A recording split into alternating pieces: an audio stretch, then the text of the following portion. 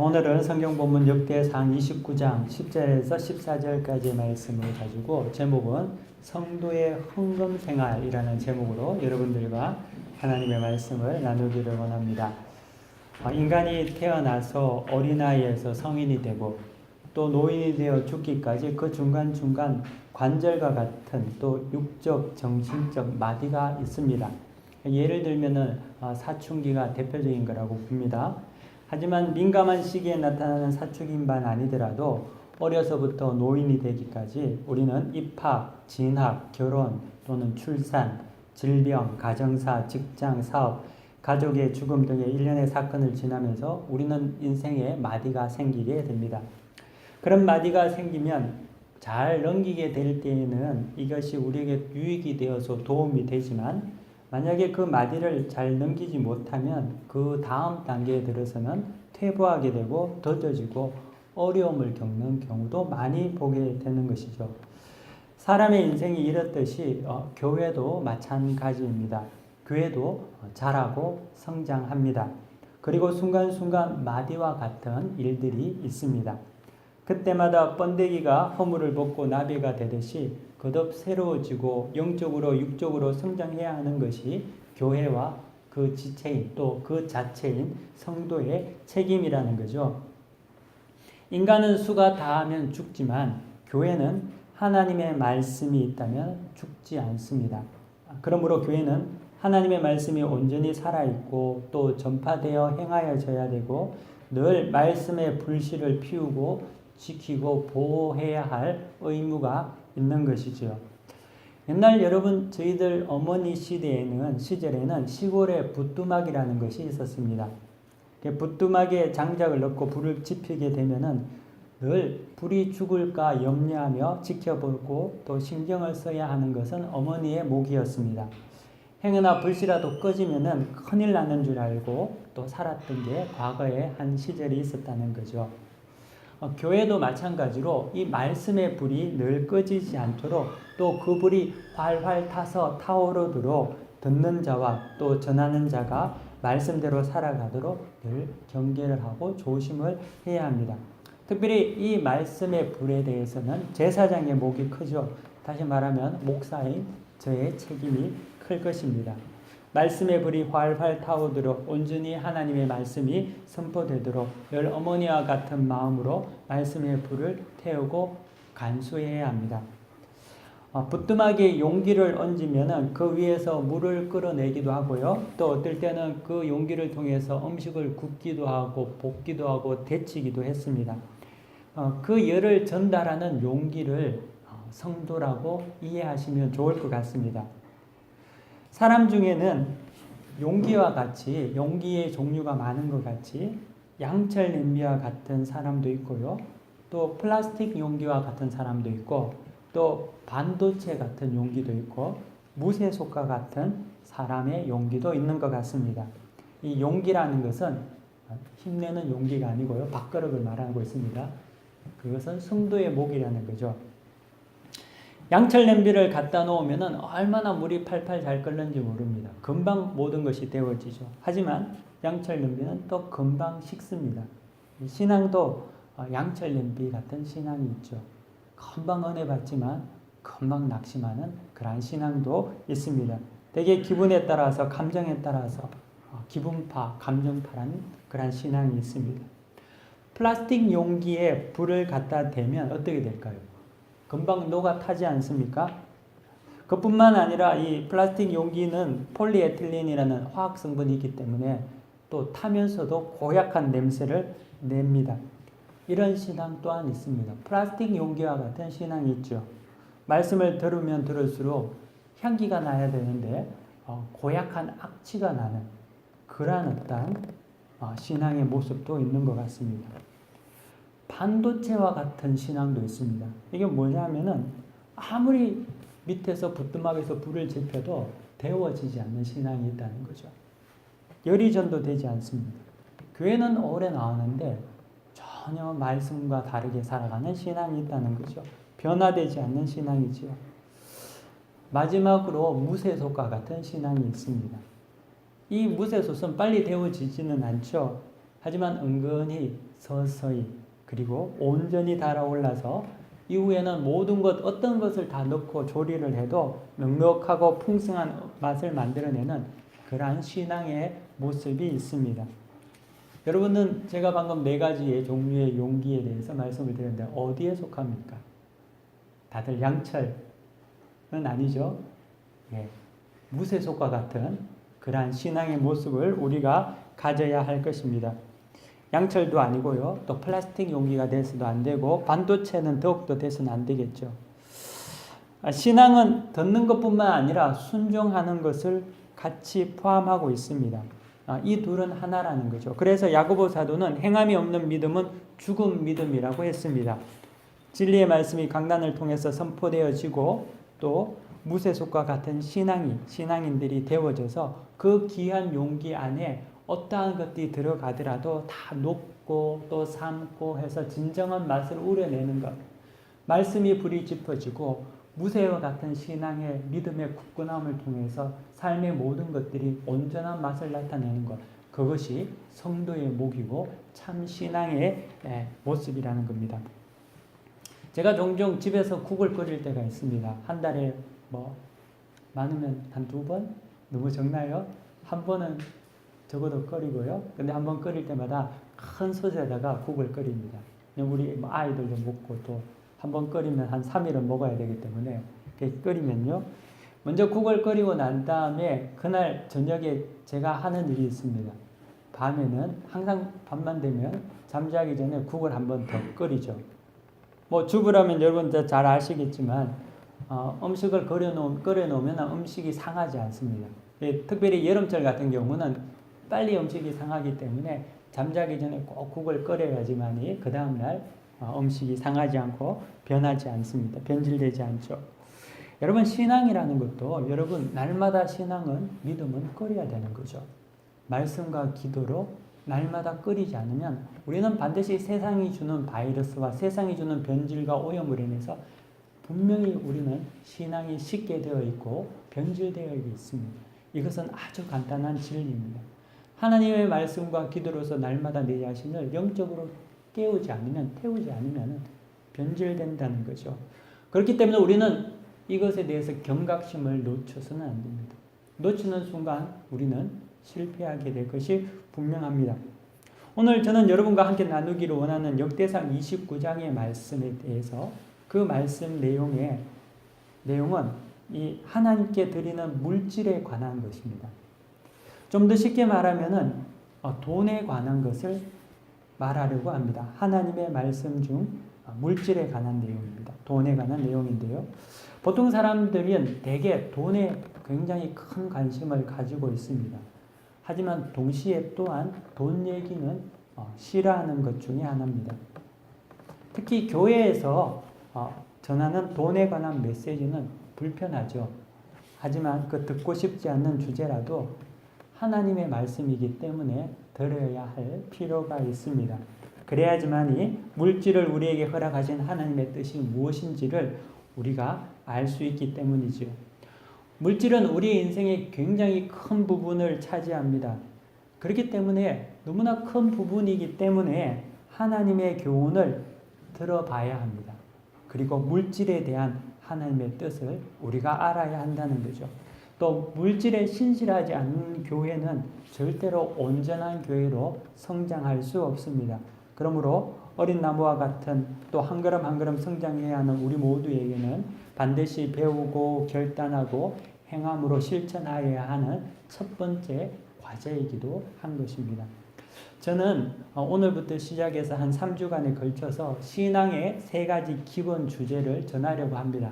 오늘 그 첫 번째 주제로 성도의 헌금 생활에 대해서 여러분들과 나누기를 원합니다. 오늘 성경 본문 역대상 29장 10절에서 14절 말씀 우리 한번 다시 보도록 하겠습니다. 10절 말씀부터 한 절씩 교독하여 읽겠습니다. 제가 먼저 읽겠습니다. 한 절씩 교독하겠습니다. 다윗이 온 회중 앞에서 여호와를 송축하여 이르되 우리 조상 이스라엘의 하나님 여호와여 주는 영원부터 영원까지 송축을 받으시옵소서. 여호와여 위대하심과 권능과 영광과 승리와 위엄이 다 주께 속하였사오니 천지에 있는 것이 다 주의 것이로소이다. 여호와여 주권도 주께 속하셨사오니 주는 높으사 만물의 머리이시니이다. 부와 귀가 주께로 말미암고 또 주는 만물의 주제가 되사 손에 권세와 능력이 있사오니 모든 사람을 크게 하심과 강하게 하심이 주의 손에 있나이다. 우리 하나님이여 이제 우리가 주께 감사하오며 주의 영광으로 이름을 찬양하나이다. 나와 내 백성이 무엇이기에 이처럼 즐거운 마음으로 드릴 힘이 있었나이까? 모든 것이 주께로 말미암아 싸우니 우리가 주의 손에서 받은 것으로 주께 드렸을 뿐이니이다. 아멘. 오늘 본문 말씀은 다윗의 신앙 고백입니다. 고백의 핵심은 제가 조금 힘주어 마지막 성경의 구절을 읽었던 것 같이 모든 것이 주께로부터 온 것이기 때문에 내가 가진 모든 물질이 내 것이 아니라 하나님의 것이라는 것입니다. 이것이 성도의 물질관입니다. 그러므로 헌금뿐만 아니라 헌금 외에 나머지 또한 내 마음대로 쓸 수 있는 것이 아닙니다. 여러분 생각하기에 내가 번 돈이니까 내 마음대로 쓰지 내 것이다 라고 생각한다면 그는 교인은 될 수 있지만 성도의 가치관은 아니라는 거죠. 하나님께 드린 것 그리고 그 나머지 또한 다 하나님의 것입니다. 주의 것이라는 거죠. 그러므로 내 돈이라고 해서 불의한 곳에 또 더러운 곳에 쓸 수 없다는 겁니다. 성경에 나타나는 11조에 대한 정의는 세 가지 정도로 요약이 됩니다. 민수기 18장 21절에서 24절까지 보면은요. 오늘 본문은 다 읽지 않겠습니다만 제가 24절 말씀만 읽어보도록 하겠습니다. 민수기 18장 24절에는 이렇게 적혀 있습니다. 여호와께 거제로 드리는 11조를 레위인에게 기업으로 주었으므로 내가 그들에게 대하여 말하기를 이스라엘 족속 중에 기업이 없을 것이라 하였노라. 아멘. 예. 11조는 첫 번째 의미로서는 11조는 예배의 운영과 예배에 봉사하는 레위인의 생존을 위해서 하나님께서는 11조를 하라고 명령하셨습니다. 다시 말하면요. 하나님께 예배 드리는 장소와 사람 그리고 예배를 위한 경비로 11조를 드리고 사용하라고 하나님께서는 말씀하셨다는 거죠. 이것이 첫 번째 11조의 의미입니다. 두 번째 11조가 나타나는 또 의미는 있는데요. 신명기 14장 22절에서 29절까지의 말씀입니다. 여러분 성경을 가지시고 계실 텐데요. 신명기 한번 찾아보시기 바랍니다. 신명기 14장 22절에서 29절까지의 말씀입니다.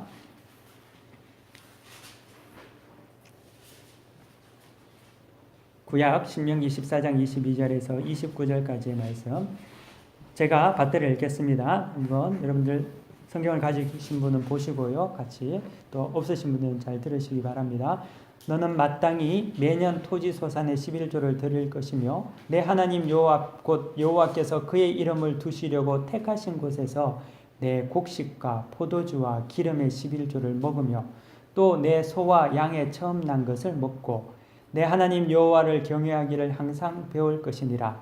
그러나 내 하나님 여호와께서 자기의 이름을 두시려고 택하신 곳이 내게서 너무 멀고 행로가 어려워서 내 하나님 여호와께서 그 풍성히 주신 것을 가지고 갈 수 없거든 그것을 돈으로 바꾸어 그 돈을 싸가지고 내 하나님 여호와께서 택하신 곳으로 가서 내 마음에 원하는 모든 것을 그 돈으로 사되 소나 양이나 포도주나 독주 등 내 마음에 원하는 모든 것을 구하고 거기 내 하나님 여호와 앞에서 너와 내 권속이 함께 먹고 즐거워할 것이며 내 성읍에 거주하는 레위인은 너희 중에 분깃이나 기업이 없는 자이니 또한 저버리지 말지니라.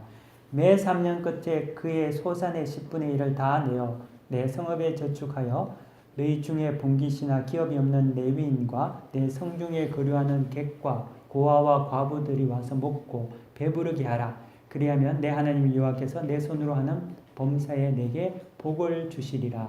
아멘. 여기서 보는 두 번째 11조의 의미는 성경에서 보는 것과 같이 너에게 속한 모든 권속이 함께 감사로 먹고 마시게 하기 위해서입니다. 즉 교회 공동체의 교제와 나눔을 속하게 됩니다. 나눔이 여기에 속하게 되는 겁니다. 그리고 세 번째 11조의 의미는 28절 이후에 보면은 가난한 자들에게 나누기 위해서입니다. 구제와 섬김을 위해서 11조가 필요한데 이는 3년 차에 이루어지는 거였습니다. 이 두 번의 로테이션 이후에 7년이 되면은 안식년으로 해서 모든 토지를 쉬게 했습니다. 그리고 또 11조는 내가 원하는 곳에 하는 것이 아니라 하나님의 택하신 곳에 하나님께 드리라고 말씀하고 계십니다. 다시 요약해서 제가 11조를 설명하면요. 첫 번째는 교회에 봉사하는 목회자와 교회 운영을 위해서, 두 번째는 성도 공동체의 교제와 나눔을 위해서, 세 번째는 구제와 섬김을 위해서 하라는 것이지요. 이를 통해서 교회는 세워지고 또 구제와 선교를 통해서 다른 곳에 그 하나님의 헌금이 종잣돈이 되어서 또 교회가 세워지고, 교회가 세워짐으로 말미암아 하나님의 말씀이 전파해지고 생명을 얻는 자들이 생기게 되는 것이죠. 하나님의 말씀을 따라서 11조와 헌금을 드리다 보면은요, 여러분의 수입의 15에서 20%가 빠지게 됩니다. 11조로 10%, 그리고 기타 주일헌금, 감사헌금, 선교헌금을 드리다 보면은 적어도 5에서 10%가 지출하게 되죠. 이것이 성도의 11조, 성도의 헌금 생활의 정석입니다. 11조를 제대로 드리고 주일헌금 감사함을 드리면 약간의 다들 차이가 있겠지만 그 정도의 물질이 빠져나가게 되어 있습니다. 교회는 그 헌금의 물질을 통해서 교회의 운영과 목회자의 생계를 유지하고 교우들을 섬기고 이웃을 위해 봉사하고 전도와 선교를 합니다. 그런데 말이죠, 여러분. 이렇게 생각할 수 있습니다. 내 수입의 20%를 교회에 내면 나는 뭘 먹고 살아는 말인가? 라고 생각되지 않겠습니까? 말할 수 있겠죠? 성경에 보니까요, 말라기 3장 10절에 보면 하나님께서 이렇게 말씀하십니다. 말라기 3장 10절에는 11조에 관해서 하나님께서 이렇게 이야기하시는데요. 만군의 여호와가 이르노라, 너희의 온전한 11조를 창고에 들여 나의 집에 양식이 있게 하고 그것으로 나를 시험하여 내가 하늘 문을 열고 너희에게 복을 쌓을 곳이 없도록 붙지 아니하나 보라 라고 말씀하고 계십니다. 하나님은요, 자기 자신을 시험하는 이스라엘 백성, 광야에서 이스라엘 백성들을 굉장히 엄하게 징벌하신 분입니다. 또 주님도 광야에서 40일간의 기도 가운데 사단에게 너 주 하나님을 시험하지 말라라고 분명하게 엄히 꾸짖으셨습니다. 하나님을 시험하는 것은 하나님의 진노를 쌓는 일이지요. 그런데 유독 왜 하나님께서는 11조에 대해서 자기 자신을 시험하라고 하시는지 우리는 여기서 곰곰이 생각해 봐야 할 필요가 있습니다. 어떤 교인이 이 11조에 관한 말씀을 듣고 2달 동안 11조에 헌신을 하고 하나님께 11조를 드렸습니다. 근데 2달 동안 11조를 하나님께 드렸는데 복은커녕 완전히 마이너스는 생겼습니다. 그래서 목사님에게 찾아와서 상담을 요청했습니다. 목사님, 제가 목사님 말씀을 듣고 11조를 드렸는데 완전히 적자만 생겼습니다. 어떻게 해야 됩니까? 라고 이렇게 상담을 한 거죠. 사랑하는 여러분, 하나님께서는요, 11조를 통해서 하나님 자신을 시험하라는 것은 물질 중심주의 속에 살아가는, 세상에서 살아가는 우리가 진정 하나님을 믿고 신뢰하는 것인지를 보기 위해 하나님께서 말씀하신 것이지 11조를 통해서 하나님과 거래하라고 하신 말씀은 아니라는 거죠. 하나님은 이런 방식으로 11조를 우리에게 요구하지 않습니다. 하나님 앞에 우리의 수입의 20% 정도를 드리게 되면은요, 그 정도를 하려면 그 사람은 반드시 자기의 경제 사정에 대해서 철저하게 건강하게 계획적으로 운용하는 사람이 되지 않고서는 하나님 앞에 그런 헌물을 드릴 수가 없습니다. 나머지 80%에 대한 균형 잡힌 재정 생활을 하지 않고서는 절대로 하나님 앞에 헌물을 드릴 수 없다는 거죠. 그러므로 헌금 외에도 나머지에 대한 신실함이 있어야만이 하나님께 드릴 수 있습니다. 아울러 내 수입의 마이너스조차도 하나님께 맡기고 의탁할 수 있는 신자만이 할 수 있는 거라는 거죠. 그러므로 11조라는 것은 막연한 허상과 기복을 위한 무모한 도전이 아닙니다. 바른 믿음과 물질에 대한 건강한 삶의 결과이며 그것이 동반될 때 이루어지는 것이 11조며 헌금이라는 거죠. 헌금에 관한 하나님의 명령은 하나님의 말씀이기 때문에, 하나님의 명령이기 때문에 우리가 순종해야 하는 것은 아닙니다. 그러면 얼마나 비참하지 않습니까? 하나님께서 우리가 정말 귀하게 여기는 우리 인생의 어떻게 보면 큰 부분을 차지하는 물질에 대해서 명령하셨는데, 하나님이기 때문에 우리가 어쩔 수 없이 한다면 얼마나 우리가 비참할까요? 종속적인 것 같이 느껴지지 않습니까? 근데 우리는 성도는 그렇게 받아들이지 않습니다. 우리는 먼저 하나님의 말씀이 영원한 진리인 것을 믿습니다. 아멘. 하나님의 말씀이 완전한 선인 것도 믿습니다. 아멘. 하나님의 말씀이 여러분들에게 가장 좋은 행복의 길을 열어주신 것도 여러분 믿습니까? 아멘. 그러므로 헌금에 대한 물질에 관한 하나님의 명령은 하나님께서 말씀하셨기 때문에 해야 하는 무엇인가가 아니라 먼저 그 말씀이 우리에게 가장 완전한 행복과 선과 은혜를 주는 것임을 믿기 때문에 하는 것이지요. 나보다 크신 하나님이 물질에 대한 기준을 우리에게 주셨을 때는 분명히 그 기준에는 하나님의 우리에게 관한 놀라운 뜻이 있다는 것이죠. 그 믿음 가운데 우리는 하나님께 헌금할 수 있다는 거죠. 저는 우리의 이런 하나님에 대한 온전한 신뢰와 믿음이 우리 가운데 온전히 자리 잡기를 원합니다. 두 번째, 제가 여러분들과 함께 더 나누기를 원하는 것은 11조는 11조인데 헌금은 헌금인데 위험한 11조가 있습니다. 마태복음 23장 23절에 보면은요, 바리새인들이 어떻게 하나님께 헌금을 하는지를 잘 보여주고 있습니다. 그들은 박하와 회양과 근처의 11조까지도 드렸다고 합니다. 이 말은 그들은 자기가 가진 소위 말하는 채소와 조미료의 11조까지 드렸다는 말입니다. 자기가 받은 모든 것에 11조를 드렸다는 거죠. 이들은 소위 철저한 11조 주의자들이었습니다. 하지만 주님은 그렇게 11조를 잘하는 바리새인들에 대해서 화 있을진저라고 말하고 계신다는 거죠. 질책하시고 있습니다. 바리새인들은 11조를 드렸지만 자신의 삶은 하나님께 드리지 않았습니다. 내가 어떻게 살든지는 관심이 없었다는 거죠. 하나님께 돈만 드리면 된다고 생각했던 것입니다. 물질만 드리면 된다는 생각이었죠. 굉장히 위험한 생각이라는 거죠. 그러므로 내 삶을 먼저 하나님께 온전히 드리지 않는 헌금은 하나님께 드려도 받지 않습니다. 여러분, 신앙생활 중에서 제일 쉬운 것 사실 돈입니다. 그건 사회생활도 마찬가지인 것 같습니다. 충성하고 헌신하고 봉사하는 것보다 돈으로 대체하는 것이 쉬운 겁니다.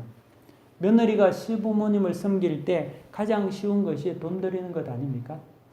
가서 주물러 드리고 인사하고 방문하는 것보다 송금하는 게 제일 쉽죠. 미가서 6장 8절에 보면 하나님은 천천만금보다 삶을 통해서 받기를 원하신다는 거죠. 미국에 이민 간 어떤 집사님의 어떤 이야기입니다. 그 집사님 가정이 미국에 이민 가서 초기에 정착하는데 얼마나 힘들었는지, 가족 모두가 새로운 곳에서 환경에서 새로운 어떤 일자리를 구하고 살려고 하는 것이 보통 힘든 게 아니었다고 합니다.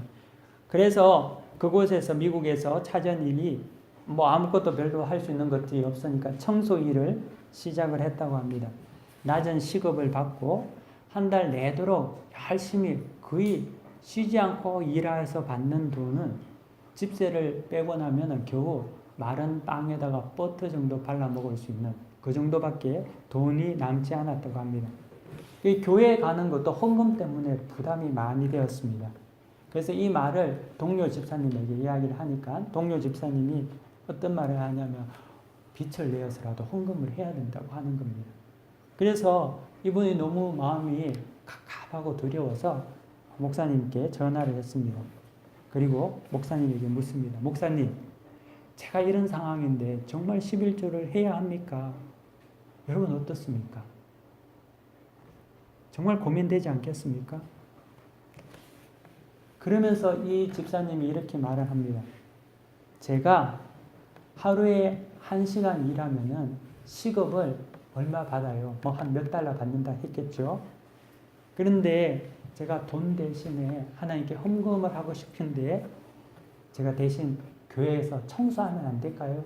이런 이야기를 했다는 거예요. 그러니까 그 목사님이 그 이야기를 듣고 참으로 마음이 먹먹했겠죠. 그래서 그 집사님이 이렇게 말했답니다. 하나님께서는 집사님의 헌금을 가장 귀하게 여기실 것입니다. 그러니까 아무도 모르게 교회에 오셔서 청소하십시오 라고 이야기를 했다는 겁니다. 살다 보면은요 정말 헌금 내기가 힘들 때가 있습니다.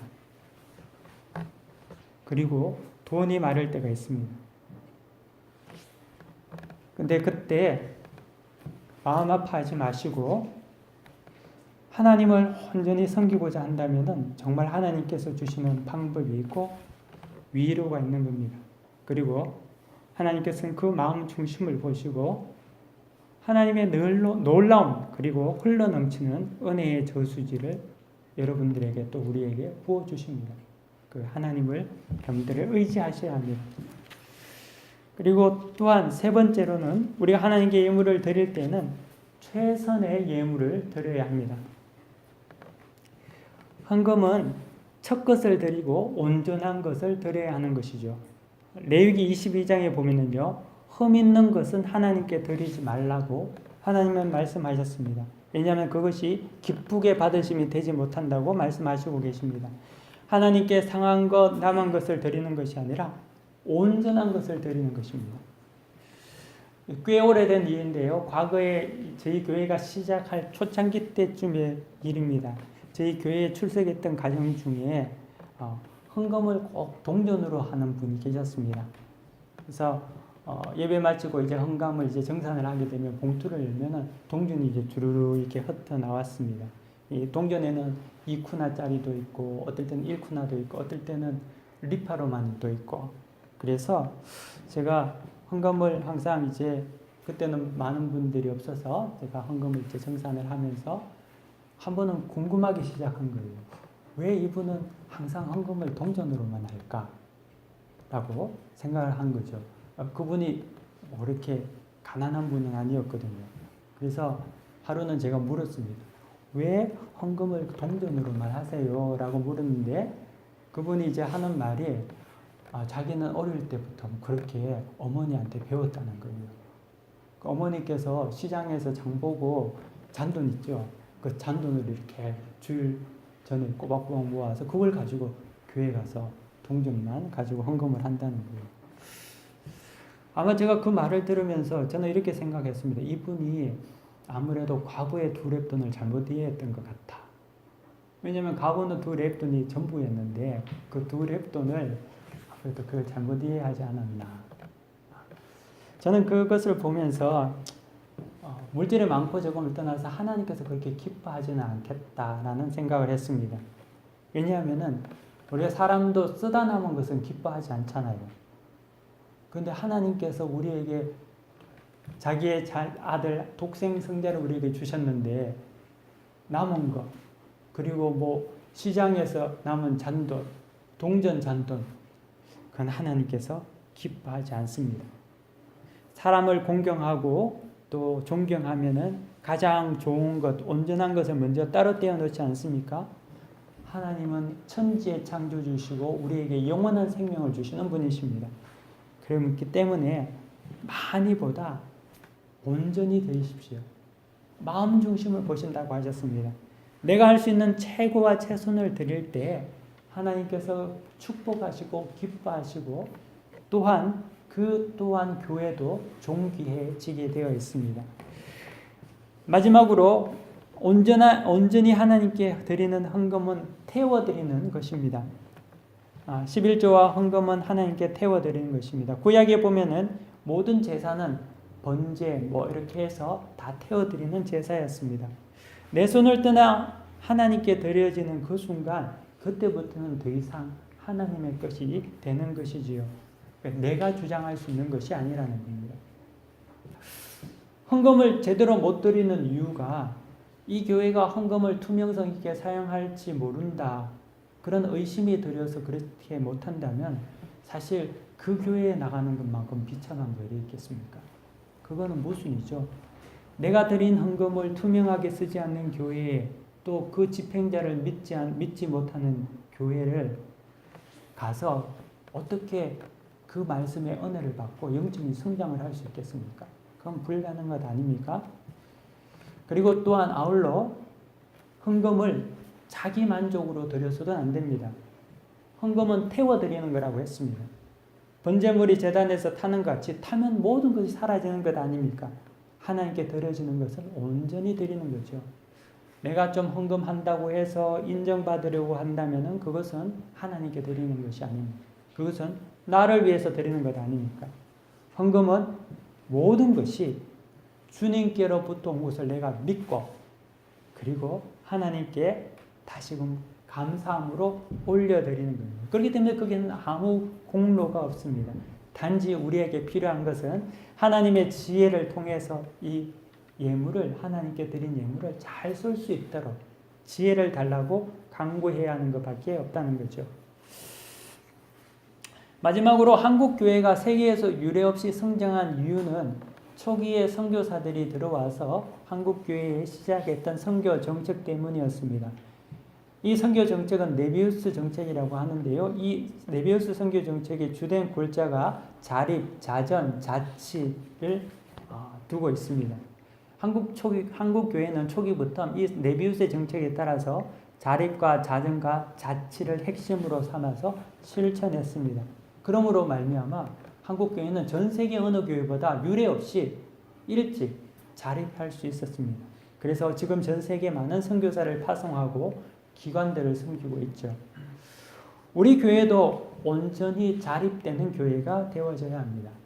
그래서 이를 통하여서 하나님께서 이 땅에 우리를 통해서 하시기 원하는 일들을 믿음으로 감당해야 한다는 거죠. 믿음만 있으면 안 됩니다. 왜? 믿음이 간혹 돈이 간에도 있기 때문이죠. 그것은 믿음 안에 모든 것이 이루어지는 요소라는 거죠. 그래서 저는 우리 모두가 하나님 앞에서 바른 물질관을 가지기를 원합니다. 그리고 여러분들이 믿으시기를 바랍니다. 하나님께서는 우리의 인생을 책임지시고 주관하시는 분입니다. 그 하나님을 믿고 여러분들이 바른 헌금 생활을 통하여서 바른 물질관을 통하여서 하나님의 교회를 세우고 또한 이 땅에 복음 사역에 헌신하는 우리 모두가 되시기를 간절히 축원합니다. 다 함께 기도하겠습니다. 살아계셔서 역사하시는 하나님 감사합니다. 우리에게 날마다 일용할 양식을 허락하여 주시고 또 우리를 먹이시고 입히시고 우리에게 가장 좋은 것으로 역사하시는 하나님을 우리가 믿습니다. 하나님 아버지 시간 또 하나님의 말씀을 통하여서 이 땅에서 우리가 어떤 물질관을 가지고 살아가야 하는지를 하나님의 말씀을 들었습니다. 하나님 아버지 우리에게 큰 은혜와 또 믿음과 성령의 기름을 부어주시사 또 말씀을 따라서 우리가 성장하게 하여 주시옵시고 그로 말미암아 이 교회가 하나님의 영광을 나타내는 등대 역할을 하게 하여 주옵소서. 모든 것을 주께 의탁하며 감사드리며 예수 그리스도의 이름으로 간절히 기도 올려 드립니다. 아멘. 다 함께 자리에서 일어나셔서 폐 찬송 321장 부르시겠습니다.